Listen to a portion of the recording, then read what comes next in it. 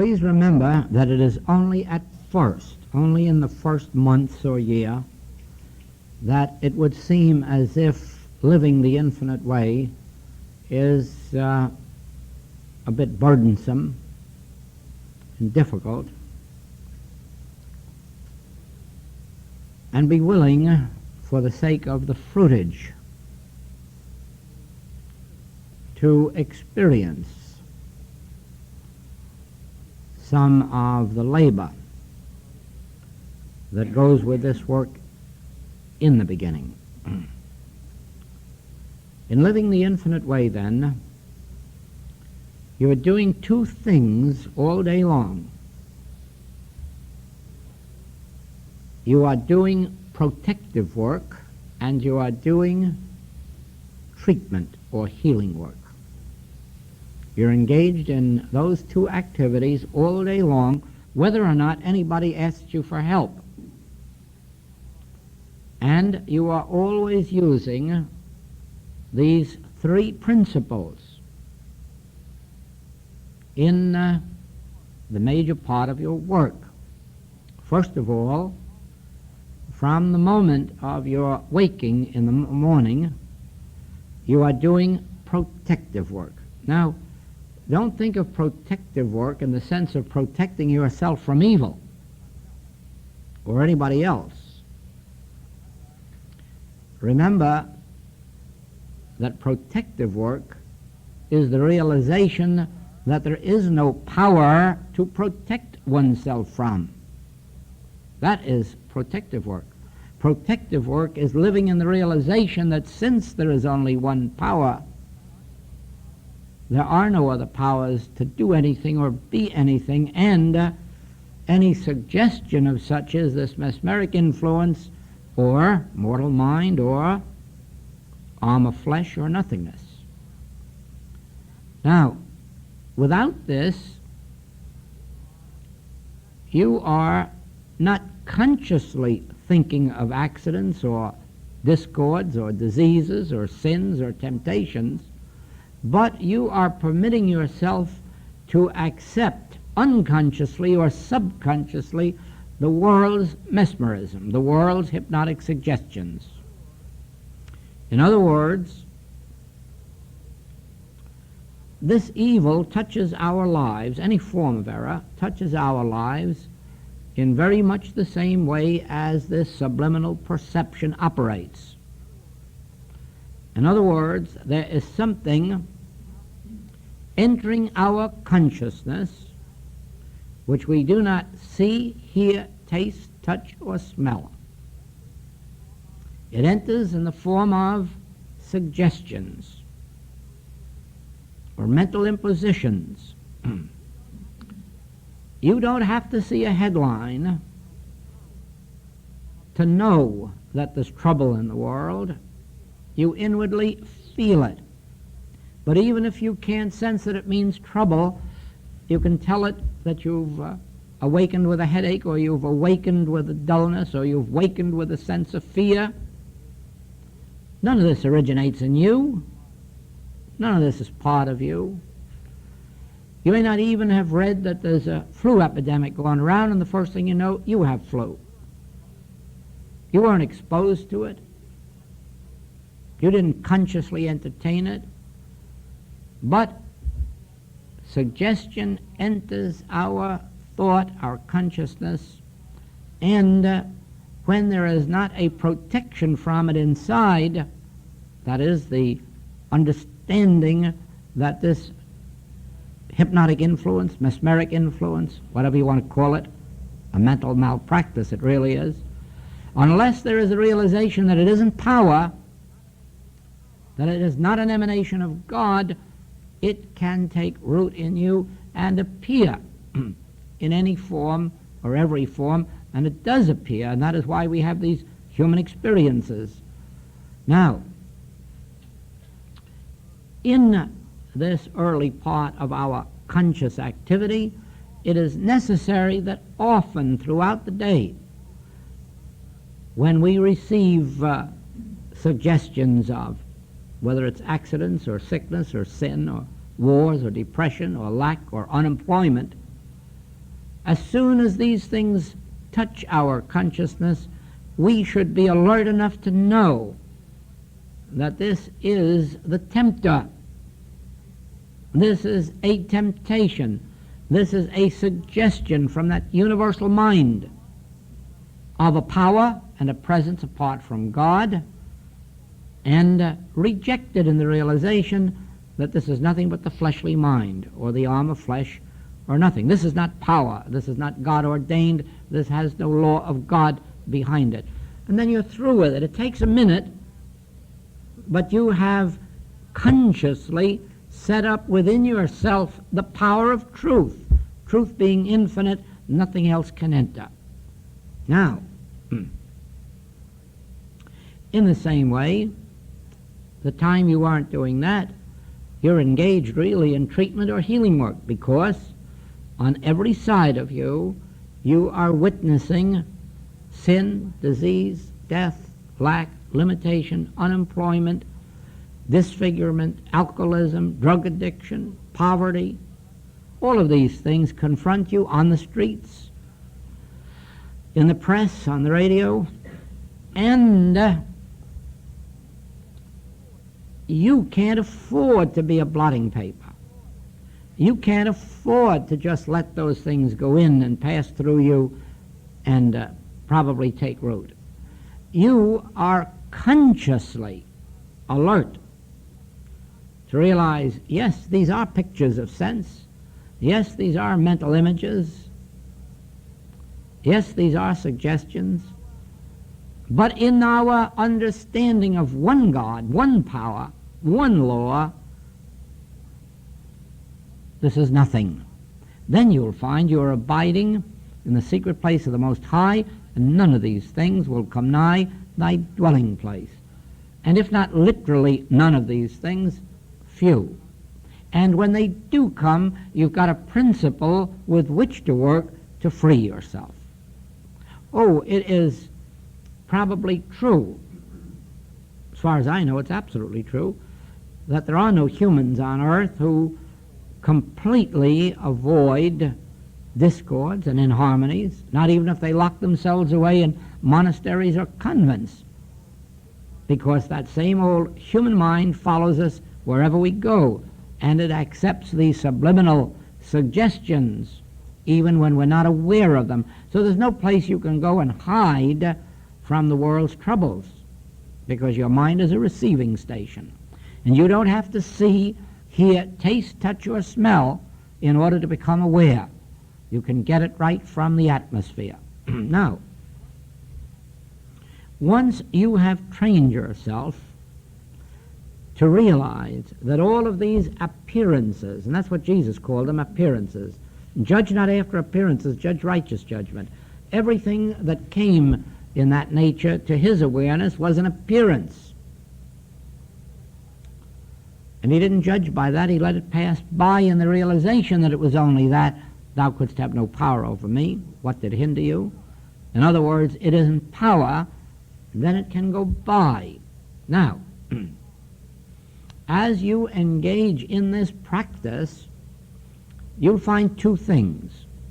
First of all, you will save yourself from so much of this world's woes, so much of this world's negative experiences. But what is even more important than this is that once you have proven it in your own experience, you will see how quickly your conscious awareness of these principles begins to set others free. They don't have to know that you're knowing the truth for them or about them. And yet, you'll be surprised how many will receive healing without knowing the direction from which it comes.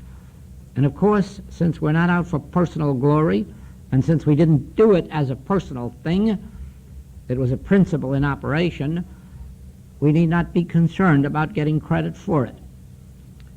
To us, the joy and the satisfaction is that we have discovered a principle of life that we can live by and which will benefit those who are receptive and responsive to it. Getting credit for it is a lot of nonsense, because it makes no difference how many medals are pinned on you while you're here. You can't take them with you. It makes no difference how many honors or titles you receive in this life. You don't take them with you. So really, we don't require any. You know what we take with us as we leave this plane? We take with us every single bit of spiritual enlightenment, every bit of knowledge of good. This is stored up where neither moth nor rust can corrupt, and we take it with us. It becomes the foundation of our next experience. Try to remember this. We are storing up for the future treasures. But the treasures that we store up and take with us are spiritual treasures.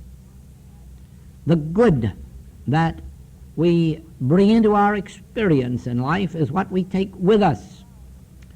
These temporalities we can't take with us. Our money and stocks and bonds we check at the probate court as we go out. And the medals, they go to Smithsonian Institute. And the titles and the honors on our certificates, our family take down off the wall and send down to the basement for a few years and then burn them. These are of no avail to us, not one bit.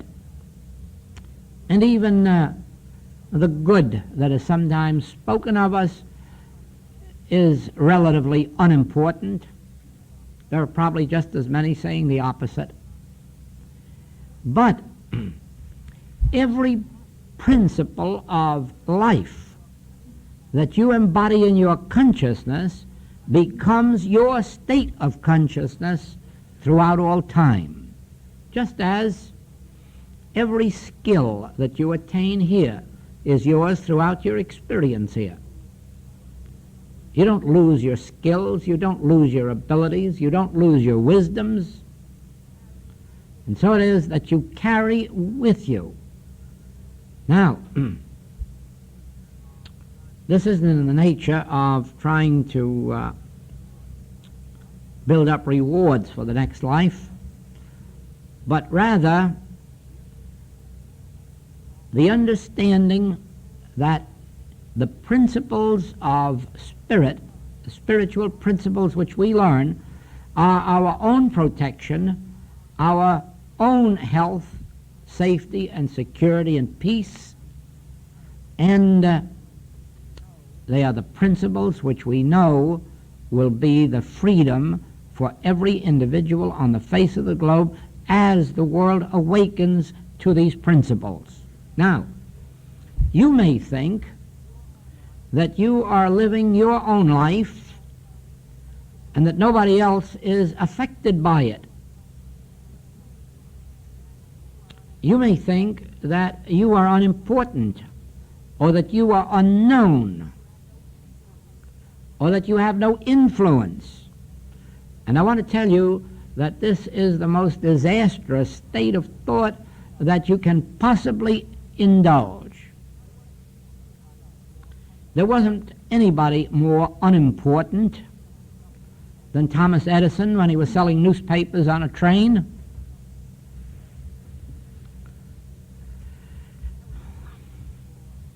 There wasn't anyone with less influence, money, or standing in the world than Mrs. Eddy.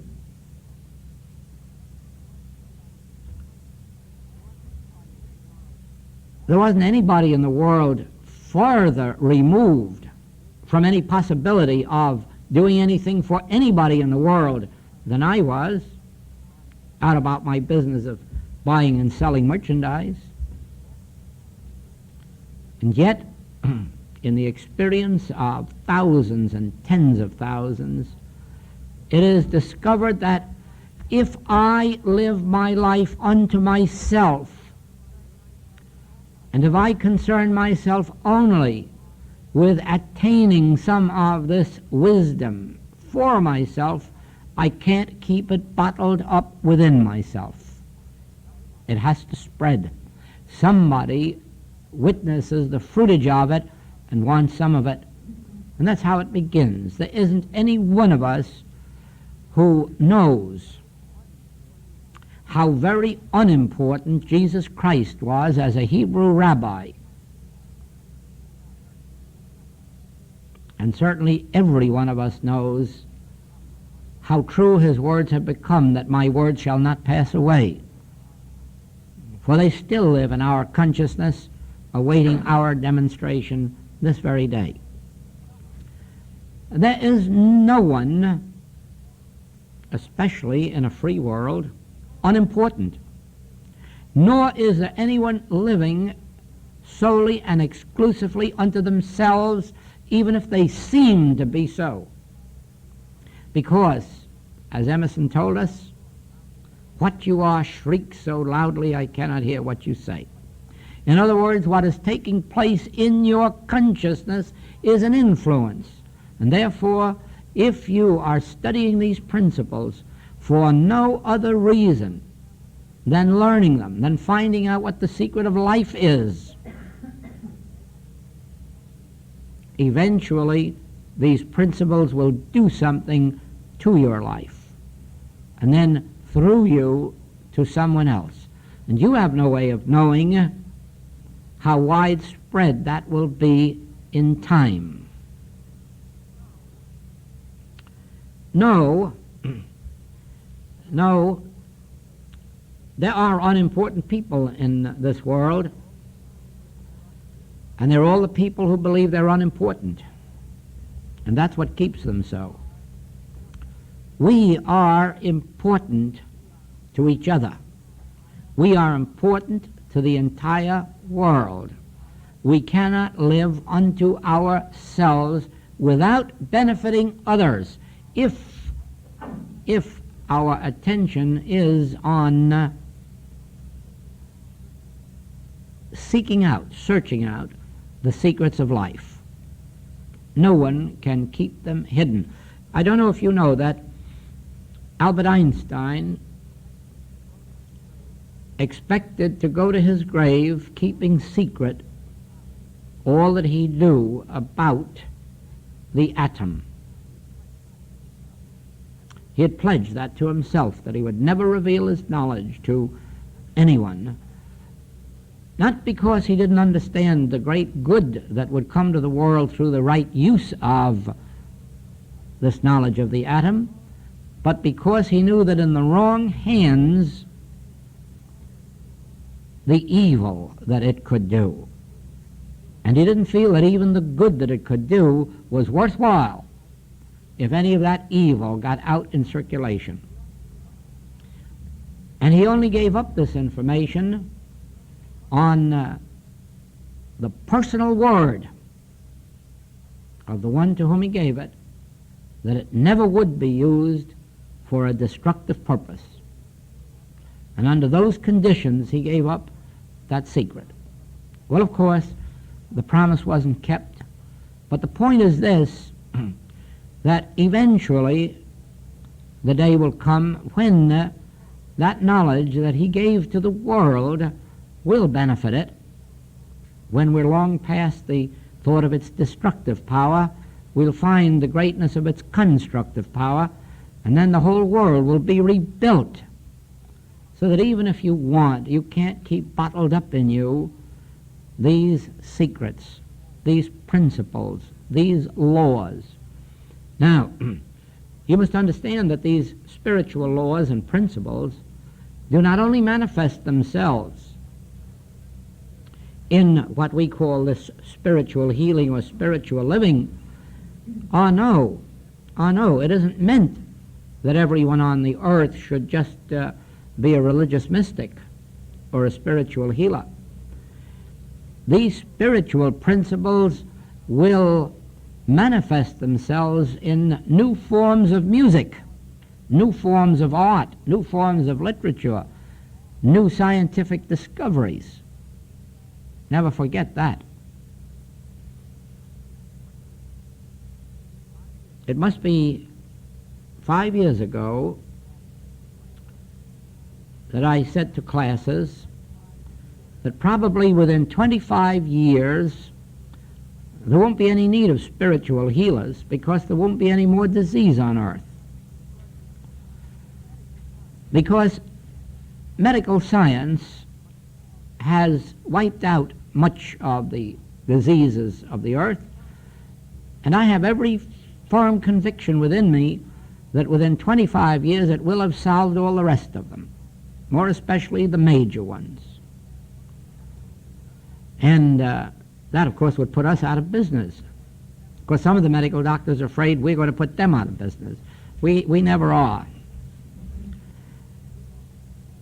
And if we expect to be healers all of the time, you can take my word for it, they're going to put us out of business.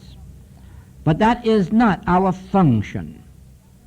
That is only one of the temporary landmarks on the way. It is only one of the temporary signs of the spiritual principle. I know that it will not be too long before medical science will have wiped out major diseases. But our function will be greater than ever, because without having our health to concern ourselves about, we can give our entire attention to living with these spiritual principles and let them come forth in new forms of peace on earth, new forms of peace treaties, new forms of life. You probably know that for several years past, I have been one of those active in seeking to make this University of Hawaii have its place as an international institution, and have worked with that magazine. Now, the Spirit operates on that plane of consciousness to unite East and West, and to unite it through the cultures, the languages, the literature, and the art of the world. Don't think for a moment that this grand work that we are doing is limited by any manner of means to merely being a way of accomplishing some healings of the body or of the mind. That is only a minor function. Our major activity is that we may live by spiritual principles, and through the development of our spiritual awareness or soul faculties, bring forth greater beauties, harmonies into this world than it's ever known, and through every direction. Now, I should hate to believe that we were dedicating our lives merely to making a few of us a little more comfortable in our bodies. No, every healing is to be a witness to you that here is a principle of life which, when understood and practiced, will bring forth harmony. Harmony of body, yes. Harmony of mind, yes. Harmony of purse, yes. But now go on from there. New forms, infinite forms of harmony and beauty and goodwill and peace. You see,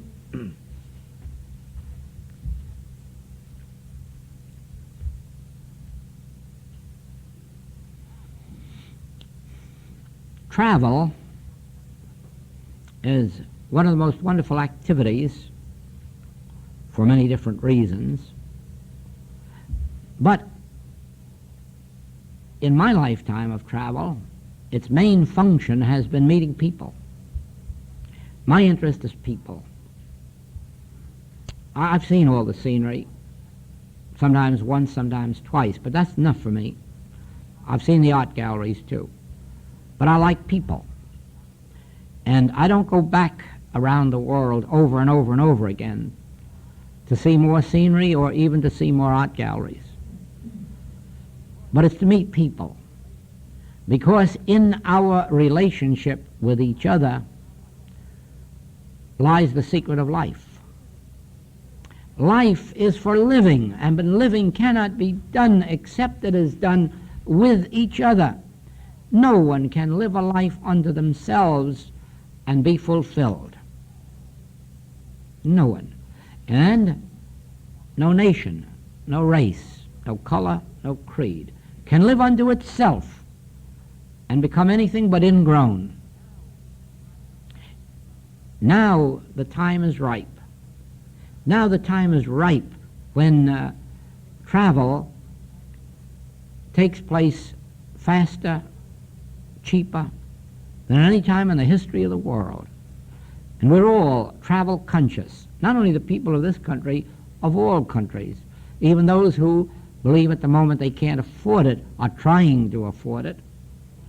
And although many of them do not realize that the purpose of the travel is more than seeing scenery, nevertheless, you'll find that the more traveling takes place, the more meeting of minds there is, the greater understanding of each other there is. But that's on the human level.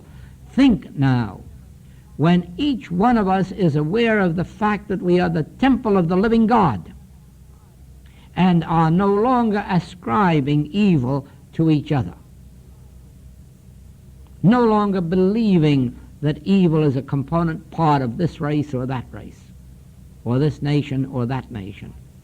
Think, as we embody these spiritual principles, and then discover that this spiritual illumination is a bond, an invisible bond between all of us. Then you'll commence to understand the greater functions of a message like the infinite way. And you'll understand why you cannot fulfill that function until, first of all, you have a God. And in having a God, you lose all fear. Fear of person, fear of thing, fear of condition. Because you cannot have a God and fear. Only an atheist can fear.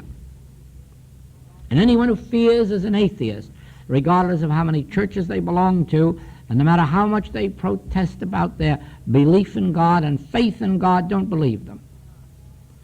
They haven't even come nigh to any faith or belief or understanding of God.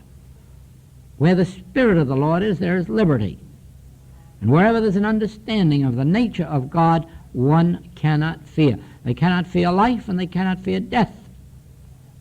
If I walk through the valley of the shadow of death, I will fear no evil, for thou art with me. And the very moment that we have a God, fear goes out the window. Because in having God, we have the only presence, the only power, the allness, and then that we share with each other.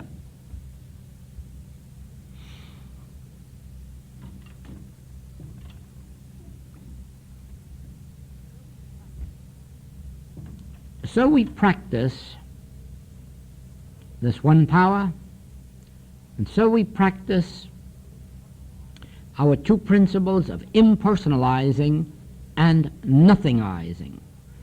And as we do, we are lifted into this higher spiritual atmosphere in which we have contact with each other on a spiritual plane, in which we have contact with the wisdom of the world. You know that every person on earth would have supreme wisdom if there weren't this mesmeric activity keeping it away from them. In other words, this belief in two powers. Because without that, there is only the one infinite consciousness manifesting itself as individual consciousness. Remember this. God consciousness is your individual consciousness, and therefore all that God is, I am. All that God has is mine. Son, thou art ever with me, and all that I have is thine. That doesn't refer to money. It refers to life, wisdom, love, peace, joy, dominion, all that I have is thine. What prevents us then from being infinitely wise and infinitely loving? Nothing more or less than this thing that was built around us when we were conceived, this humanly mesmeric influence. And it begins to dissolve in the moment that you recognize this and realize, but it isn't a power. It has acted a power in my experience because I have accepted the world belief in two powers. And now I know there is but one power. Then you find that as this nothingness becomes nothing, then you find that your consciousness is the inlet and the outlet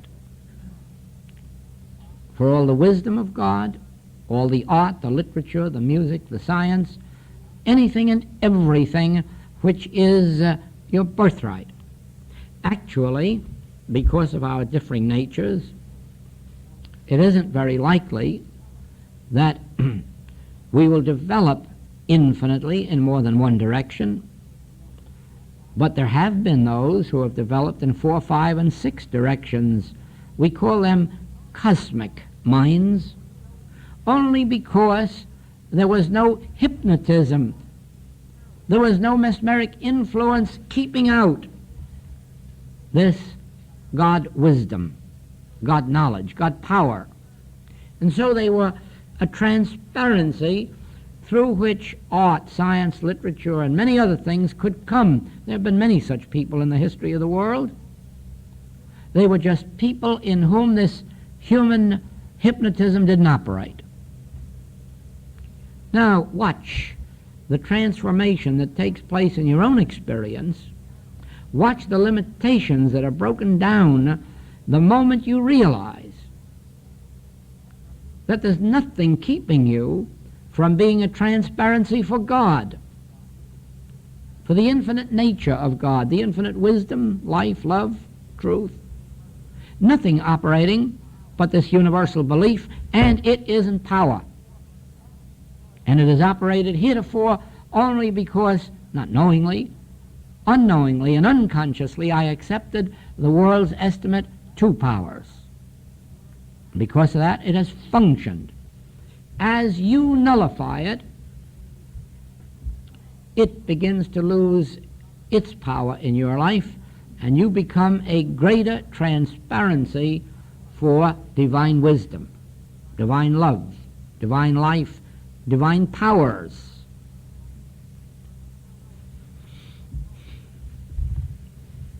I told you last night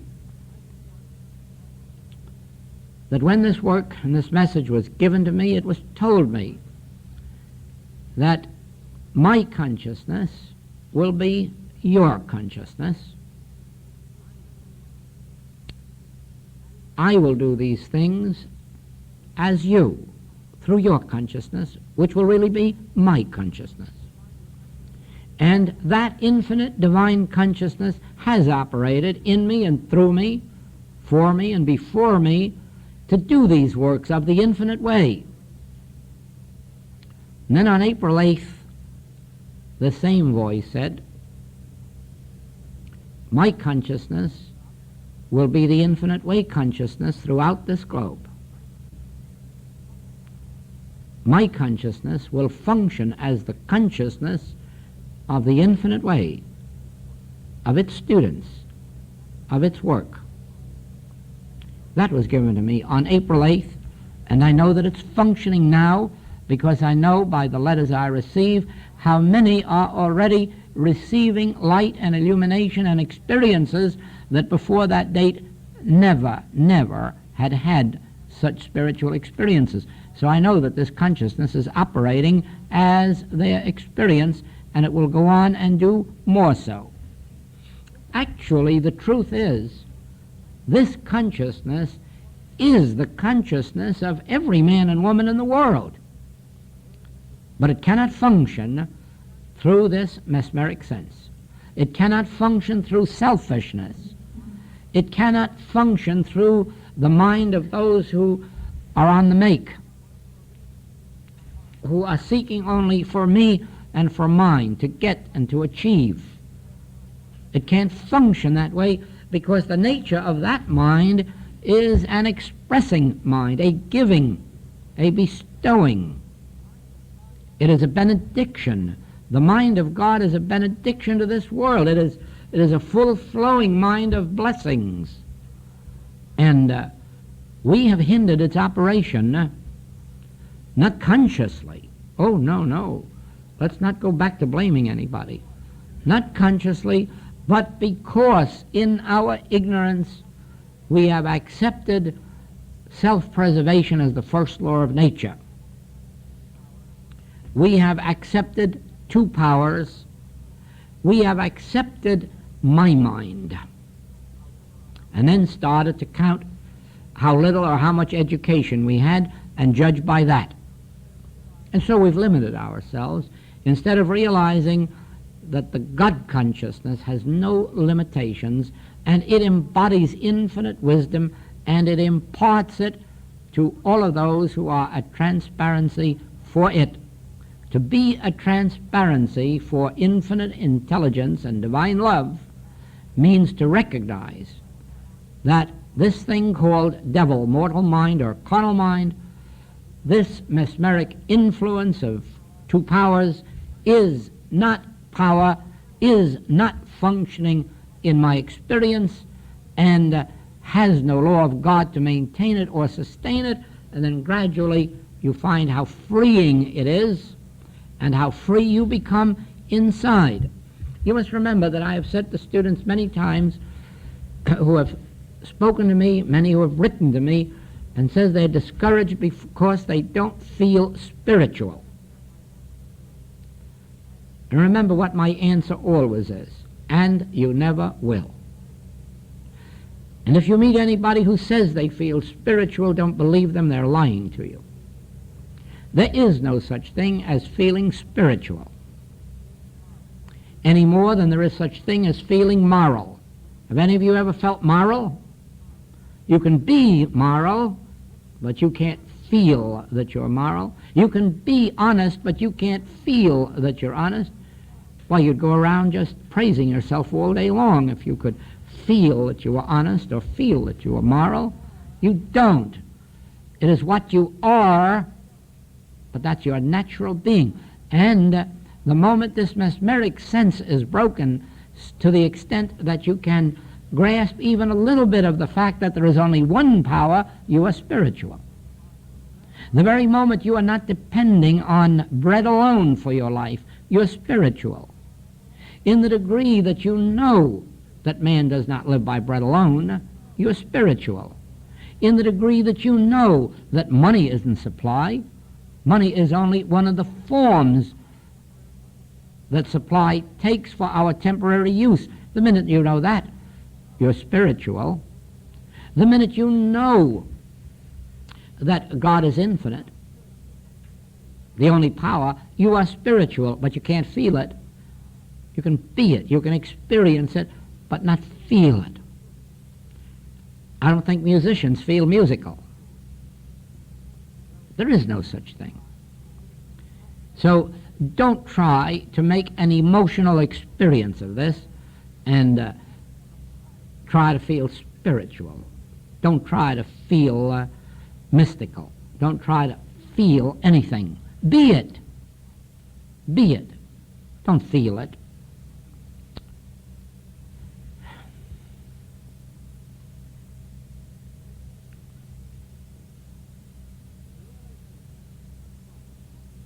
The realization in this room of these principles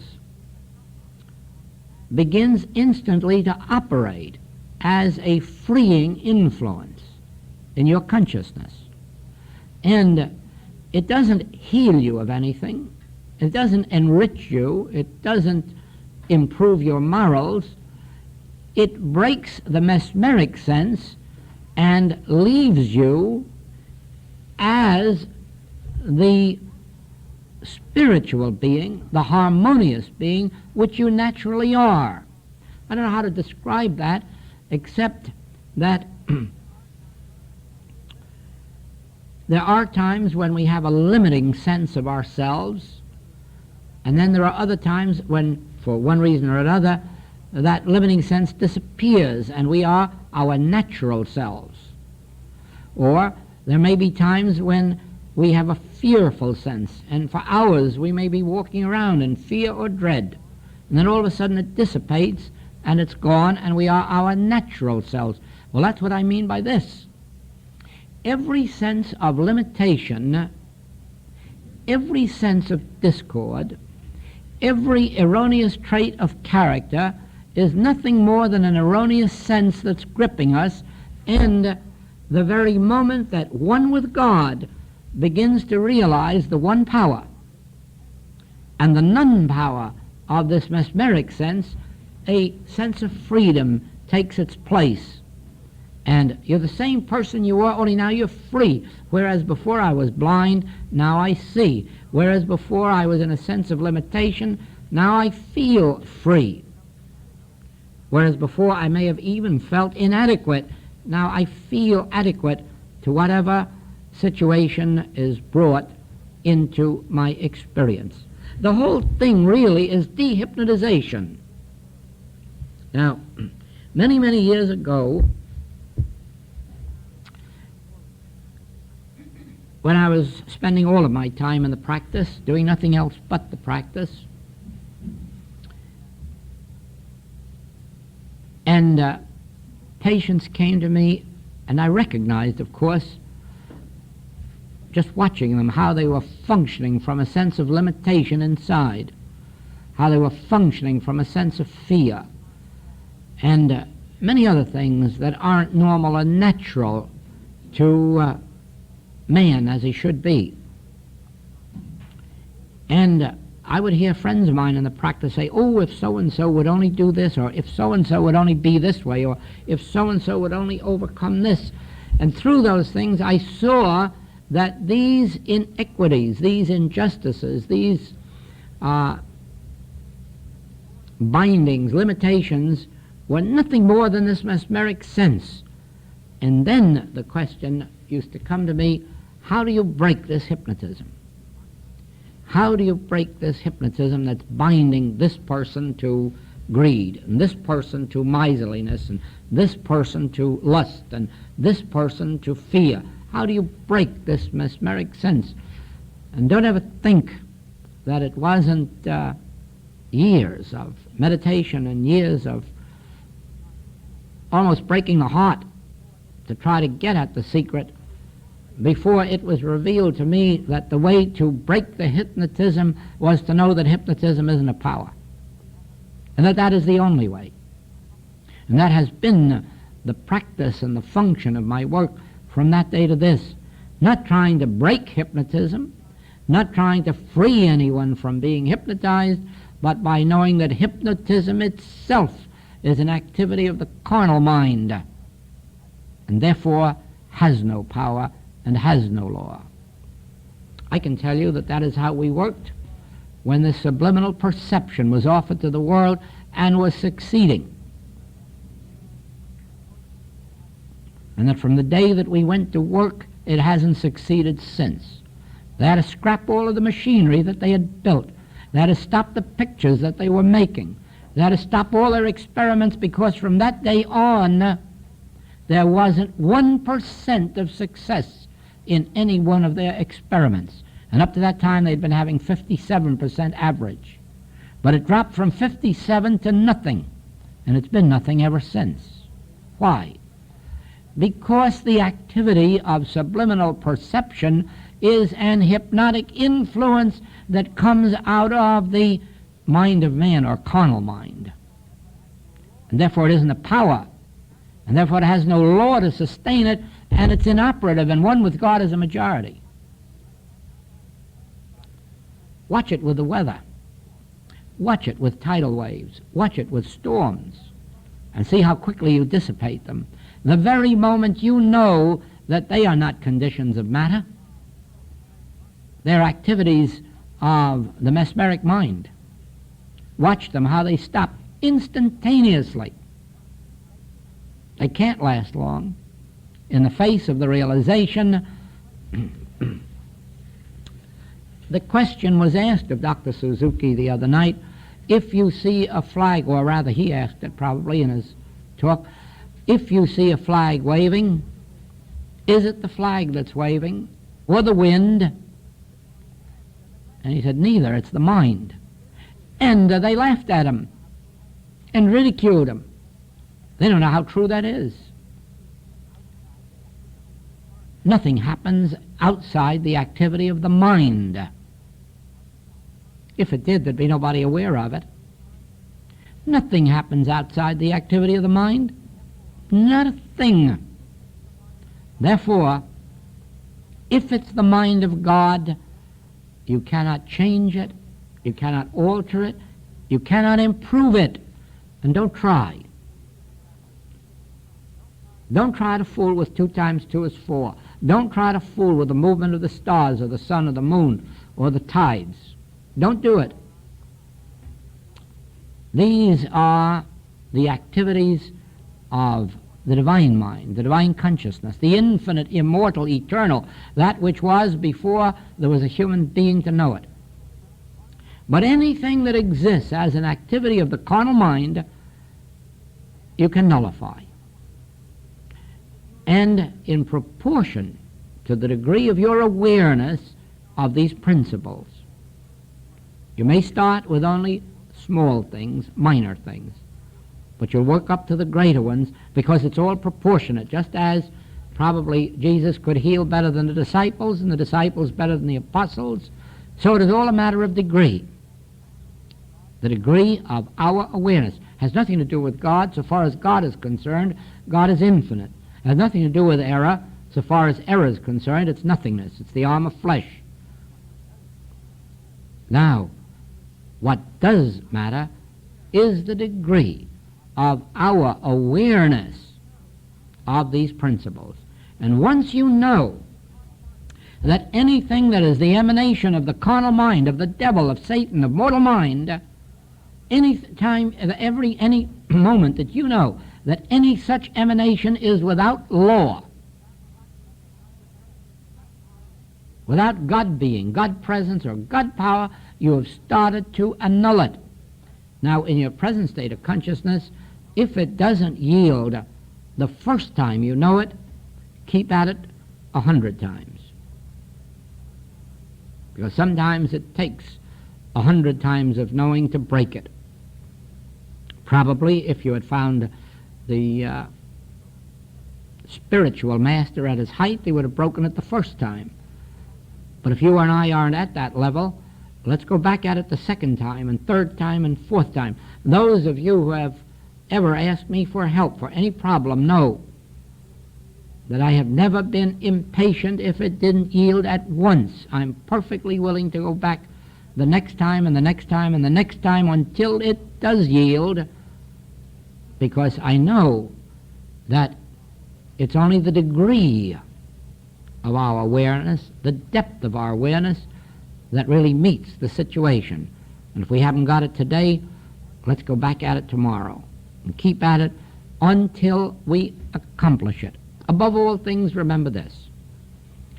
Every word I have said to you tonight is absolute truth. And also remember, it will not do a thing for you except in proportion as you can embody it in your consciousness and consciously utilize these principles in what you would call prayer or treatment or contemplative meditation, but making these principles active in your consciousness. The time will come when you will find that there will be very little human effort involved, a very little mental effort. But that will only come as these principles are embodied within us and become real to us. Now you know what's happened, don't you? It just about cut out the rest of this class. Thank you.